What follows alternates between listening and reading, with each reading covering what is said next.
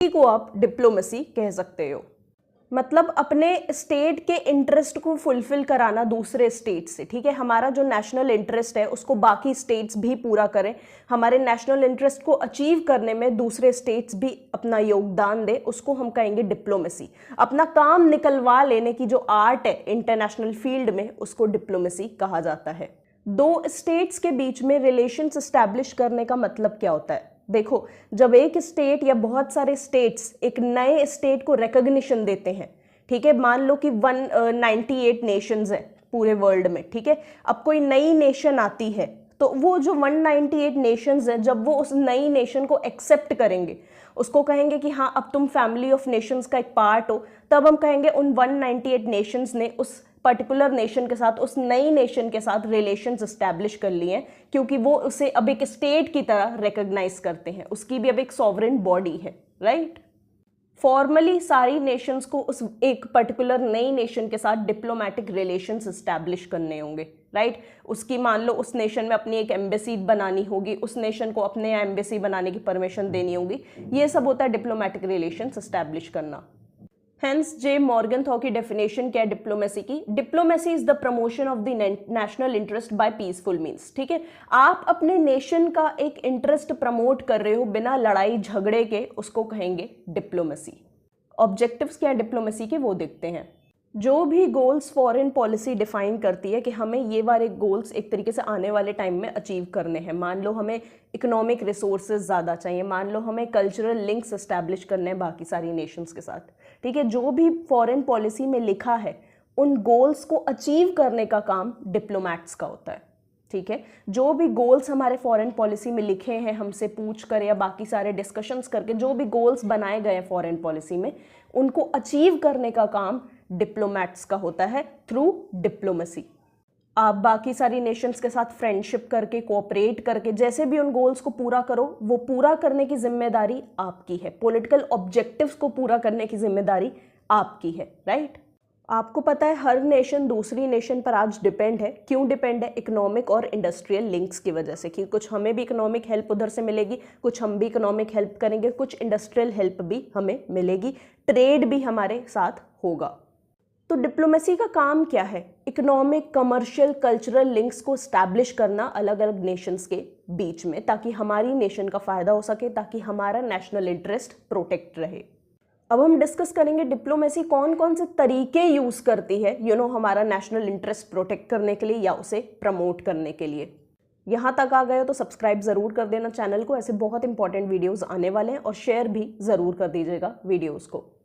देखो, डिप्लोमेसी में किसी तरीके का लड़ाई झगड़ा, वॉर या हाथापाई नहीं होती है, ठीक है। डिप्लोमेट्स जो है वो कन्विंस करने की कोशिश करते हैं सामने वाले को, राइट। कि उसे, जो सामने वाली नेशन है, जो सामने वाला डिप्लोमेट है, हम उसे कन्विंस करने की कोशिश कर रहे हैं, उसे मनाने की कोशिश कर रहे हैं कि आप हमारे साथ जुड़ जाओ हमारे इस गोल को पूरा करने में, तो आपको भी बहुत सारा फायदा होने वाला है, आपको भी ये सारी चीज़ें मिलने वाली हैं आगे, या हम भी आपकी फ्यूचर में हेल्प करेंगे। तो डिप्लोमेसी कन्विंस करने का काम करती है, राइट।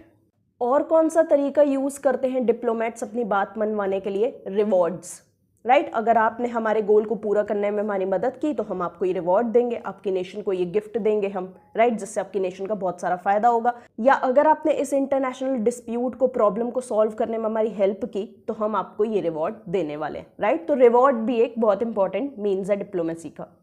अब डिप्लोमेसी जो है वो फोर्स या वायलेंस का यूज नहीं कर सकती है, राइट। कोई वॉर नहीं करवा सकती है डिप्लोमेसी बात मनवाने के लिए, लेकिन वो धमका जरूर सकती है कि अगर आपने हमारी बात नहीं मानी तो हम आपके ऊपर फोर्स यूज करेंगे, राइट। वो धमकियां दे सकती है, अल्टीमेटम्स दे सकती है, सिंबलिक बायकॉट्स करवा सकती है, प्रोटेस्ट करवा सकती है, वॉकआउट्स करवा सकती है।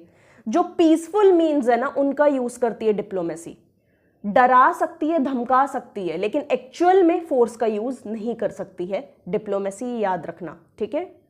डिप्लोमेसी प्रेशर टैक्टिक्स का यूज कर सकती है, जैसे कि प्रोपेगेंडा, कल्चरल लिंक्स, इन सारी चीजों का यूज करके वो अपने डिजायर्ड रिजल्ट्स को अचीव कर सकती है। टाइप्स ऑफ डिप्लोमेसीज हम डिस्कस करने वाले हैं। सभी वीडियोस के नोट्स आपको मैं टेलीग्राम चैनल लॉ मेट यो लीगल गाइड पर मिल जाएंगे, लिंक डिस्क्रिप्शन में ज्वाइन कर लीजिए। बहुत अच्छी अपॉर्चुनिटीज भी स्टूडेंट्स के लिए मैं वहां पर शेयर करती हूँ। पब्लिक डिप्लोमेसी क्या होती है? जब डिप्लोमेट्स एक तरीके से दूसरी कंट्री के सिटीजन से इंटरेक्ट करते हैं, ठीक है, ताकि एक अच्छा पब्लिक ओपिनियन बन पाए उनकी कंट्री के बारे में, तो इसको कहते हैं पब्लिक डिप्लोमेसी। एक तरीके का कल्चरल लिंक इस्टेब्लिश करना, इकोनॉमिक या एजुकेशनल लिंक इस्टेब्लिश करना दूसरी कंट्री की पब्लिक के साथ, तो ये एक तरीके से पब्लिक ओपिनियन को इन्फ्लुएंस करने में हेल्प करता है कि हाँ यार, इस कंट्री के जो डिप्लोमेट्स हैं वो काफ़ी सही हैं, ये कंट्री जो है काफ़ी इंटरैक्टिव है ना, काफ़ी क्लोज है हमारे, तो इनकी हमें हेल्प करनी चाहिए, तो उसको कहेंगे पब्लिक डिप्लोमेसी। जहाँ भी पब्लिक इन्वॉल्व है वो हो गई पब्लिक डिप्लोमेसी। रीजनल डिप्लोमेसी क्या होती है? रीजनल डिप्लोमेसी बेसिकली एक जोग्राफिकल एरिया में जो बहुत सारी नेशंस रह रही हैं उनके बीच के आपस के रिलेशन को आप रीजनल डिप्लोमेसी कह सकते हो। एक पर्टिकुलर रीजन में जब डिप्लोमेसी प्रिवेल कर रही है तो उसको कहेंगे रीजनल डिप्लोमेसी। बेसिकली जब आप अपनी नेबरिंग कंट्रीज की हेल्प करो या वहां पे डिप्लोमेसी का यूज हो तो वो रीजनल डिप्लोमेसी कहलाएगी। और आज के टाइम पे यार जो नेशंस हैं वो नेबरहुड की वैल्यू समझ चुकी हैं कि जो हमारी नेबरिंग कंट्री है उसके साथ हमें अच्छे रिलेशंस बनाकर चलने हैं, क्योंकि अगर हमें लॉन्ग टर्म में सर्वाइव करना है तो रिलेशंस जो है नेबरिंग कंट्रीज के साथ वो स्ट्रांग होना बहुत ज़्यादा ज़रूरी है।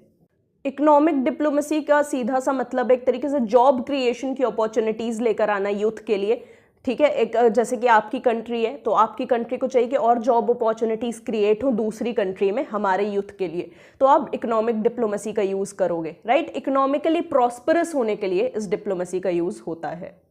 कल्चरल डिप्लोमेसी लास्ट है, इसका भी सीधा सा यही मतलब है, एक तरीके से अपने कल्चर को स्प्रेड करना और दूसरी कंट्रीज़ के कल्चर को एक्सेप्ट करना as part of your own culture, उसको कहेंगे कल्चरल डिप्लोमेसी, राइट। जैसे कि आपके यहाँ कोई नई आर्ट फॉर्म है उसको दूसरी कंट्री में लेकर जाना, राइट। दूसरी कंट्री में जो नई आर्ट फॉर्म्स है उनको अपनी कंट्री में आने देना, इसको कहेंगे कल्चरल डिप्लोमेसी। फाइनली अब हम इंपॉर्टेंस डिस्कस करने वाले हैं डिप्लोमेसी की। यार पहले तो ये कॉन्फ्लिक्ट रिजॉल्व करने में हेल्प करती है। अलग अलग नेशंस के बीच में जो कॉन्फ्लिक्ट होते हैं तो लीडर्स डायरेक्टली जाके तो भिड़ नहीं जाएंगे, ठीक है, पहले डिप्लोमेट्स आपस में बात करेंगे ताकि इश्यूज को सॉल्व किया जा सके। दूसरा है पीस एंड स्टेबिलिटी मेंटेन करने में बहुत ज़्यादा हेल्प करते हैं। तीसरा है कोऑपरेशन प्रमोट करते हैं नेशंस के बीच में, राइट। और चौथा सबसे इंपॉर्टेंट है कि अलायंसेस फॉर्म करने में हेल्प करते हैं। पार्टनरशिप्स होती हैं नेशंस के बीच में, वो डिप्लोमेट्स की वजह से होती है। मल्टीलेटरल ऑर्गेनाइजेशंस बनती हैं, मल्टीलेटरल ट्रीटीज साइन होती हैं, बायलेटरल ट्रीटीज साइन होती हैं, जो मिलिट्री एक्सरसाइजेज होती हैं वो इनकी वजह से ही पॉसिबल हो पाती हैं। किसी नेशन को यार जो लोन मिलता है, ठीक है, वर्ल्ड बैंक से या किसी भी दूसरी कंट्री से जो लोन मिलता है, इकोनॉमिक हेल्प मिलती है, वो भी डिप्लोमेट्स की वजह से हो पाती है। यानी इकोनॉमिकली भी जो ग्रो करती है कंट्री वो डिप्लोमेट्स की वजह से करती है, डिप्लोमेसी की वजह से करती है। छठवां इंपॉर्टेंस है इसकी कि यार देखो, छठवीं इंपॉर्टेंस है इसकी कि जो क्राइसिस के समय पे जैसे कि नेचुरल डिजास्टर्स, कॉन्फ्लिक्ट्स, पेंडेमिक्स, इन टाइम्स में जब किसी नेशन को ज़रूरत होती है हेल्प की तो डिप्लोमेट्स ही वो हेल्प लेकर आते हैं उस नेशन के लिए, ठीक है। उस नेशन के जो डिप्लोमेट्स होते हैं वो काफ़ी स्मार्ट है अगर, तो वो अलग अलग नेशन से हेल्प लेकर आएंगे और अपनी नेशन को बचाएंगे। इसीलिए डिप्लोमेसी ज़रूरी होती है क्योंकि वो क्राइसिस के सिचुएशन में आपको बचाती है। कल्चरल इवेंट्स होते हैं नेशंस के बीच में, एजुकेशनल एक्सचेंजेस होते हैं, टेक्नोलॉजिकल एक्सचेंजेस होते हैं, ये सब किस वजह से होते हैं? डिप्लोमेसी की वजह से ही पॉसिबल हो पाते हैं। So thank you so much for watching this video friends and we'll meet soon in the next video.